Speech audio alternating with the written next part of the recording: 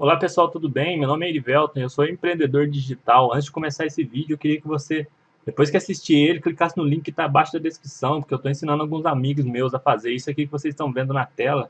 Eles estão começando a ganhar muito dinheiro pela internet. Se você tiver interesse em saber como que faz isso, basta clicar embaixo aí que você vai ter todas as informações para começar, beleza? Valeu! Crenças que promovem a saúde. Antônio Alzir Ramos e Tenório Teles. Além dos procedimentos de cura tradicionais, muitas pessoas mostram que a riqueza da nossa língua pode ser um grande transformador das nossas condições físicas. Ainda que procedimentos linguísticos não substituam um tratamento médico, as informações de uso da postura, gestualidade, expressões e sentidos podem ser um diferencial em um tratamento de saúde, tornando-se verdadeiras terapias complementares aos tratamentos convencionais mediante orientação. Programação neurolinguística, um modelo de investigação. Você já esteve doente e alguém lhe recomendou pensar positivo para ajudar a sua situação? Bem, existe uma grande probabilidade de que a maioria das pessoas tenha passado por isso. Mas será que nosso cérebro realmente é capaz de mudar a nossa condição física? A ciência diz que sim, e tudo acontece através da linguagem. Para que se possa entender como isso acontece, é importante conhecer alguns detalhes sobre a investigação desse fenômeno. Em 1975, dois pesquisadores americanos, Richard Bandler e John Grinder, resolveram investigar como a linguagem modificava o comportamento. Para fazer isso, eles juntaram conhecimentos das áreas de psicologia, linguística, comunicação, cibernética e neurologia, e começaram a realizar experimentos que mais tarde construíram o modelo de comunicação terapêutica da programação neurolinguística, a PNL. Nessa época, já havia a hipótese de que a direção lateral dos movimentos dos olhos estava relacionada com o acesso da ativação contralateral dos hemisférios cerebrais, em diferentes desafios cognitivos. Para testar essa teoria, Bandler e Grinder mediram o registro das flutuações elétricas da atividade cortical de pessoas enquanto elas respondiam questões específicas que acessavam informações processadas nas diferentes zonas corticais, que incluem os 5 sentidos, utilizando equipamentos de ponta para receber, armazenar e analisar as formas das ondas elétricas cerebrais. Os resultados demonstraram haver uma conexão inata entre os movimentos dos olhos e os processos cognitivos. Quanto mais complexa era a questão, mais complexos eram os movimentos dos olhos. Esses movimentos eram diferenciados de pessoa para pessoa, de acordo com a maneira predominante de ela processar as informações no cérebro. Com base nos resultados, os pesquisadores, então, construíram um modelo de identificação dos sistemas de representação mental, utilizando a observação dos movimentos dos olhos das pessoas destras.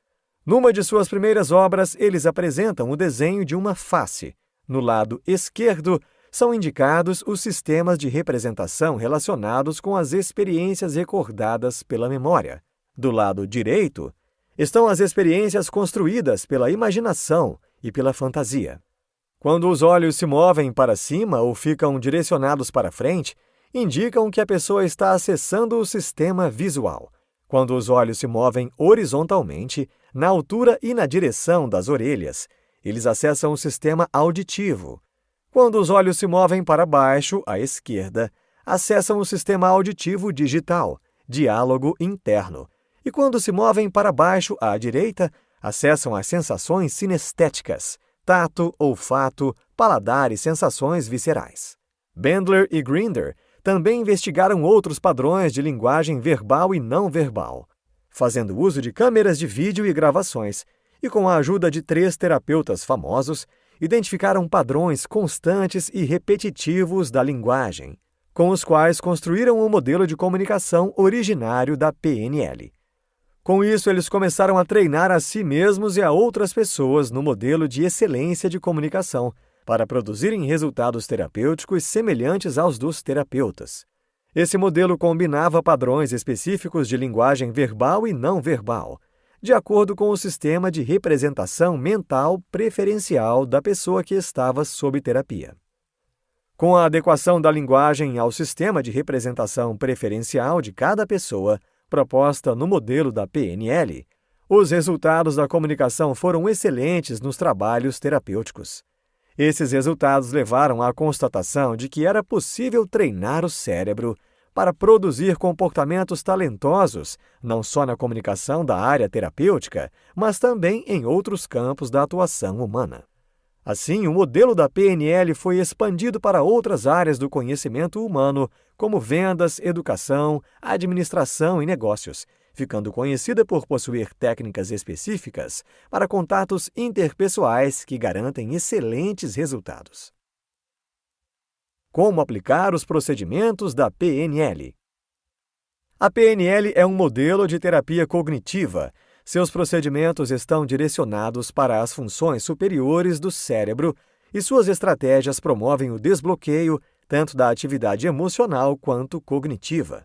Essa área do conhecimento possui padrões de comunicação estruturados que possibilitam a constatação do sistema de representação preferencial das pessoas e o uso de técnicas que ativam os outros sistemas de representação, ou seja, é uma forma de ajudar o outro a ampliar e modificar os mapas de realidade que elas têm em mente.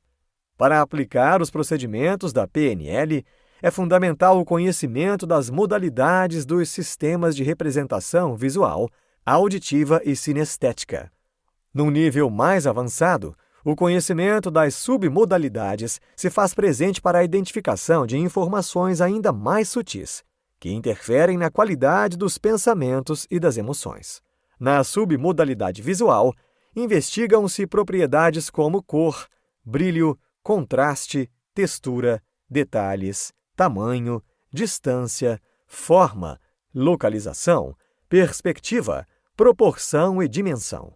Na submodalidade auditiva, investigam-se localização, timbre, tonalidade, aspecto melódico, inflexão, volume, tempo, ritmo e duração. Na submodalidade sinestética, exploram-se qualidade, intensidade, localização, movimento, direção, velocidade e duração.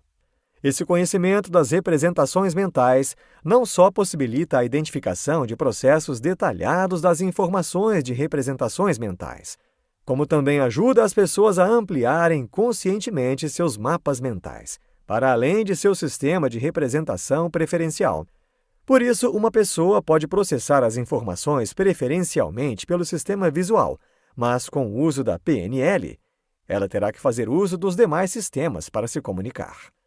Por meio dos recursos da linguagem verbal e não verbal, o programador neurolinguista ativa todos os sistemas de representação da pessoa durante a comunicação interpessoal.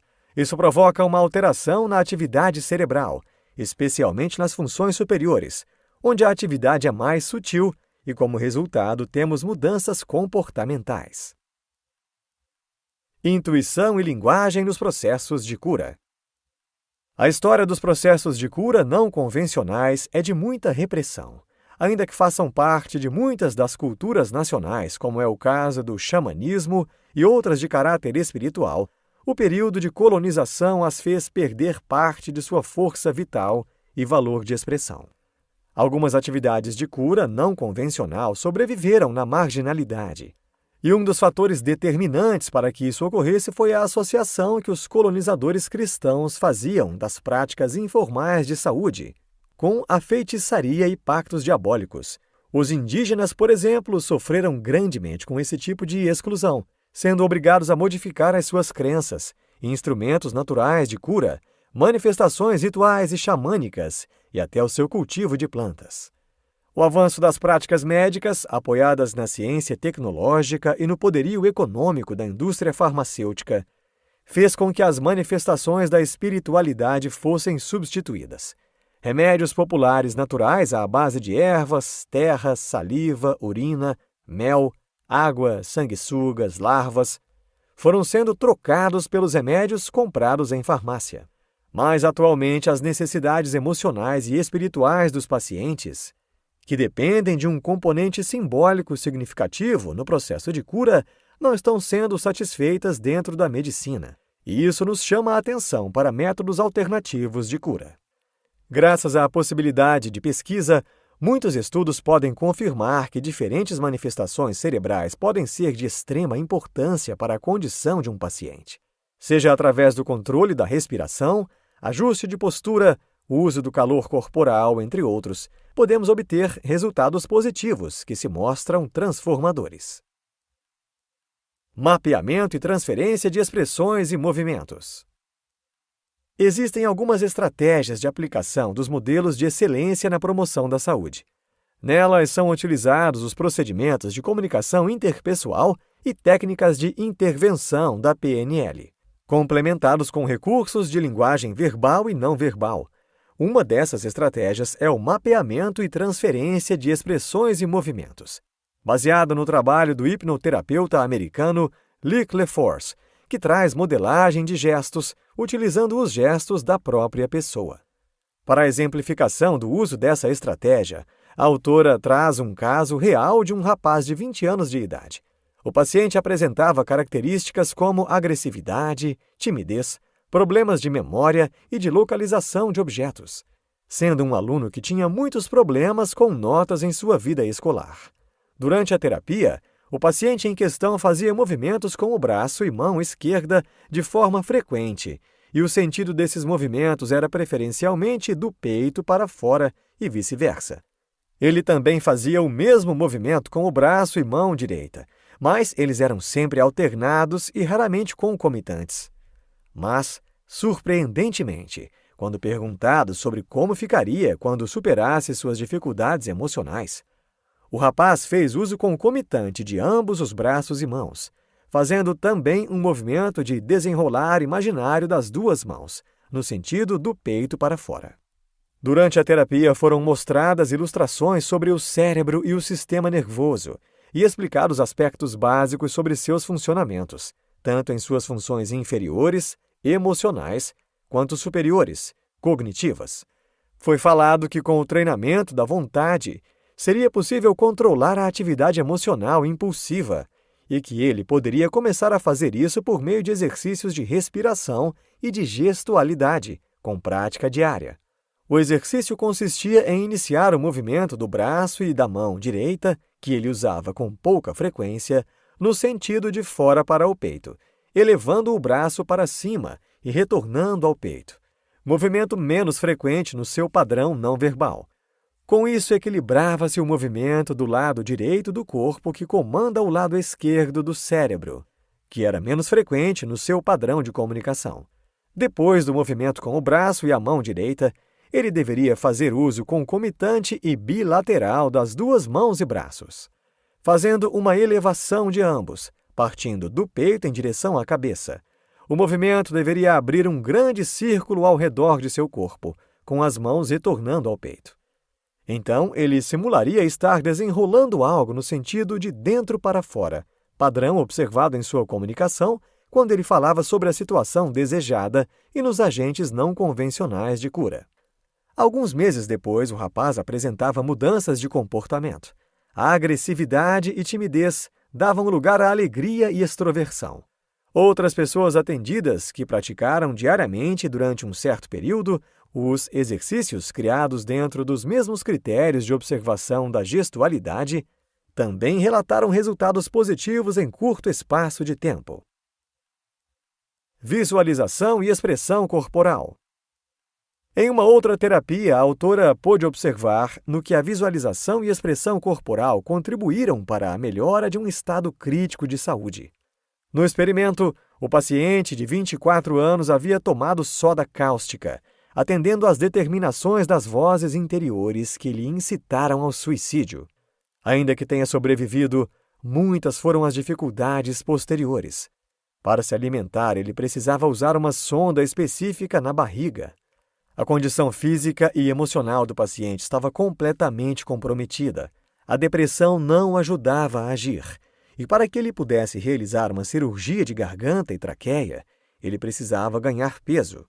À medida que os primeiros encontros entre o paciente e a autora foram passando, Ele foi estimulado a lembrar de uma situação passada em que sua garganta estava sadia e em pleno funcionamento.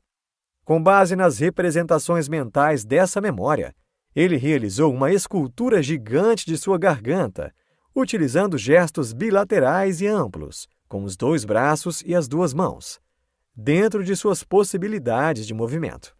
Imaginariamente, ele esculpiu sua garganta sadia com as mesmas propriedades de representação mental de sua memória: cor, forma, textura, brilho e flexibilidade. Depois foi orientado para realizar o gesto de encolher a escultura da garganta virtual sadia, fazendo um transplante dela para o próprio corpo. Momentos depois do exercício, o paciente conseguiu engolir água, o que representava um grande passo em sua condição. Na semana seguinte, o rapaz continuou a apresentar resultados positivos. Estava conseguindo engolir saliva, água, leite e mingau batido. Ele também se tornou mais comunicativo, apresentava a postura mais ereta, utilizava mais gestos para falar, havia ganhado peso e sua musculatura facial estava mais firme. Através do experimento, foi possível chegar à conclusão de que o rapaz precisava da cirurgia na garganta, mas havia uma outra cirurgia necessária, um transplante no programa mental de vida. Esse transplante simbólico não dependia do médico, mas do próprio paciente. A pessoa pode receber a ajuda de um programador neurolinguista para ter sua estratégia saudável mapeada, mas precisa praticar o novo programa para obter os resultados, porque o programador não pode fazer isso pela pessoa. Os laços de afeto sadios, amorosos e esperançosos também podem ajudar na recuperação da saúde, mas a pessoa precisa estar aberta para esses contatos. Caso contrário, fica sendo imposição de um outro. Visualização no desenho e dramatização. A estratégia de visualização no desenho e de dramatização é muito eficaz, se usada principalmente com pacientes infantis. Por exigir criatividade e ser lúdica, é um tipo de terapia capaz de prender a atenção de uma criança através de uma linguagem que ela compreende completamente. No experimento demonstrativo, a autora tinha como paciente uma criança de 9 anos que apresentava constantes ataques de asma. A mãe estava fazendo tratamento com plantas medicinais e já havia obtido alguns resultados, mas a criança permanecia com dificuldades de respiração. O esforço da respiração transparecia também na expressão e nos gestos da criança, que parecia sempre cansada. Por isso, no primeiro contato, a autora criou uma dramatização, contando uma história sobre 2 animais em uma fazenda: um cachorrinho asmático e um cavalinho sadio. A criança faria o papel do cachorrinho e a autora do cavalinho.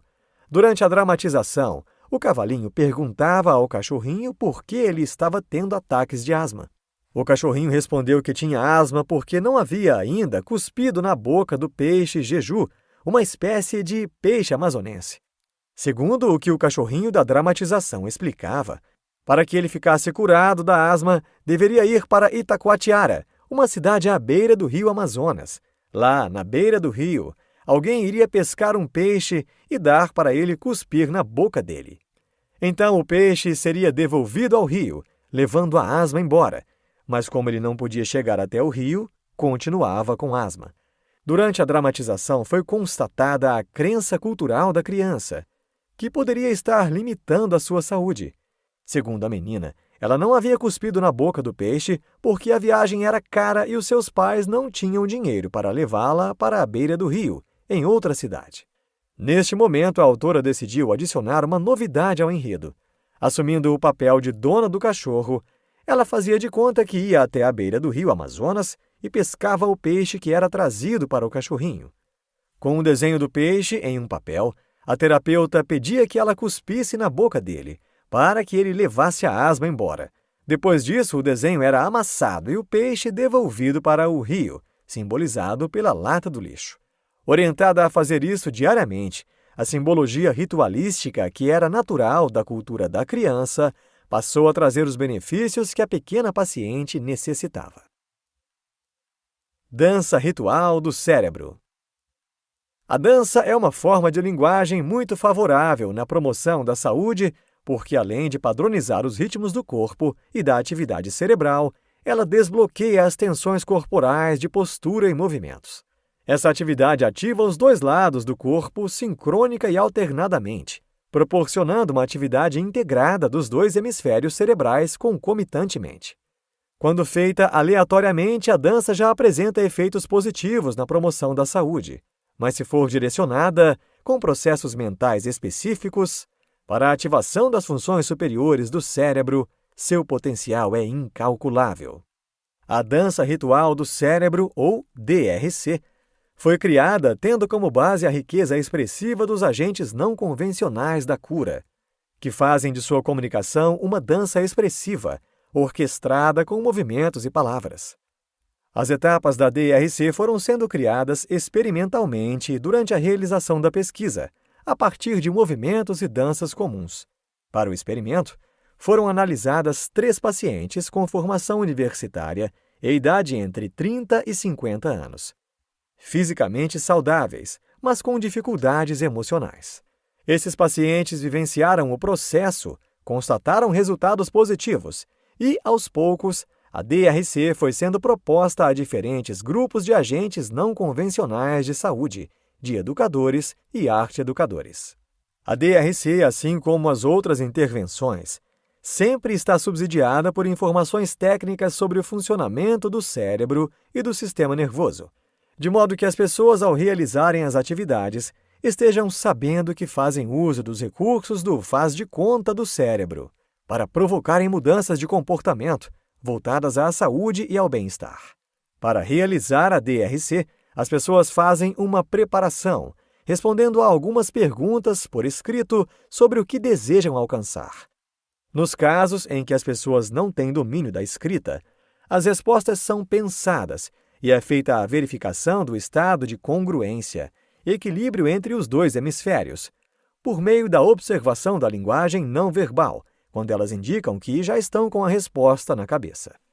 Quando as respostas são elaboradas por escrito, faz-se a observação de como as pessoas estão dando as respostas no papel, fornecendo dados complementares para o entendimento do processo de reflexão, que envolve as funções superiores do cérebro.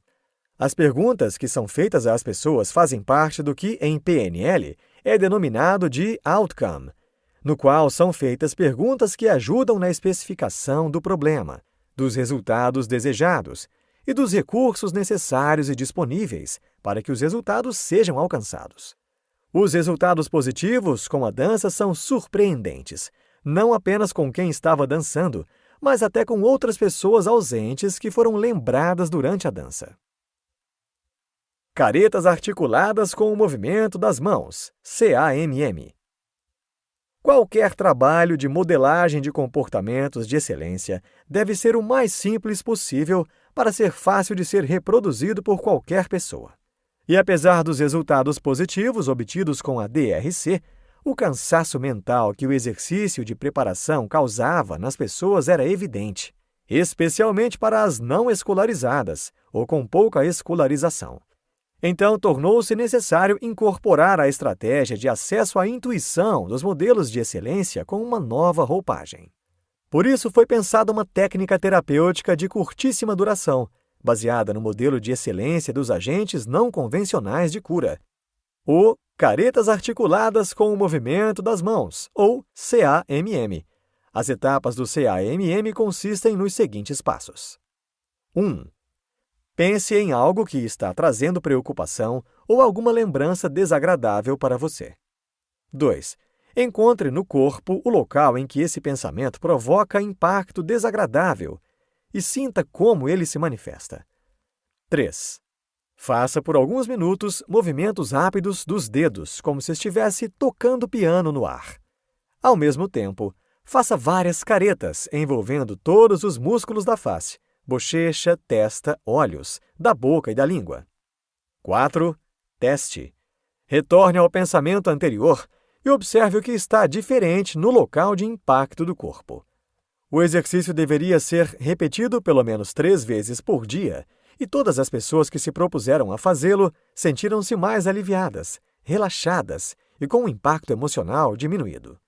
Havia uma relação grande entre as dificuldades emocionais com a falta de independência e flexibilidade dos dedos entre si, especialmente do polegar, assim como dos movimentos dos dedos articulados com os movimentos da face.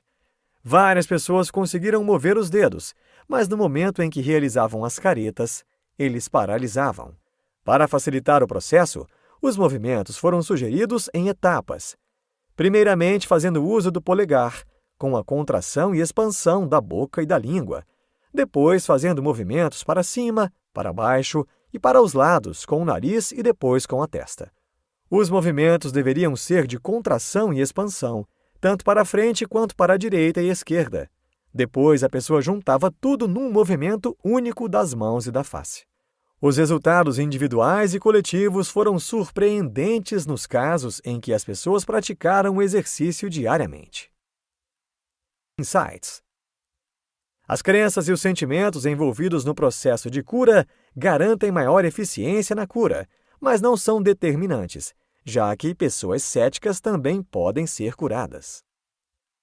Algumas pessoas têm a tendência de criar desculpas para cultivar sentimentos de hostilidade, raiva, ódio e vingança, que criam ansiedade e só fazem mal à saúde. Ao observar esse tipo de padrão linguístico em seus comportamentos, procure conversar com essas pessoas e dar sugestões para ajudá-las. Os promotores da saúde não cobram pelo seu trabalho, porque não há valor equivalente no plano espiritual. Elas aceitam receber ajuda, como forma de reconhecimento e de agradecimento. Mas a crença fundamental que sustenta essa dedicação ao outro é a ajuda voluntária, que é uma forma de retribuição a Deus pelo dom recebido. Neste livro, você aprendeu que os recursos da aplicação dos sistemas de representação mental são amplos e variados, e as técnicas da PNL podem ser combinadas com uma gama variada de estratégias, de acordo com as necessidades e possibilidades de processamento linguístico verbal e não verbal das pessoas.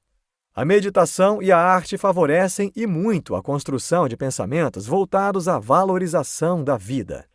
Os testes das crenças servem para calibrar estados emocionais favoráveis ao estabelecimento de diálogos de trabalho ou de caráter interpessoal, observando o momento propício para oferecer ajuda, sabendo a receptividade, confiança e vontade de aprender do outro.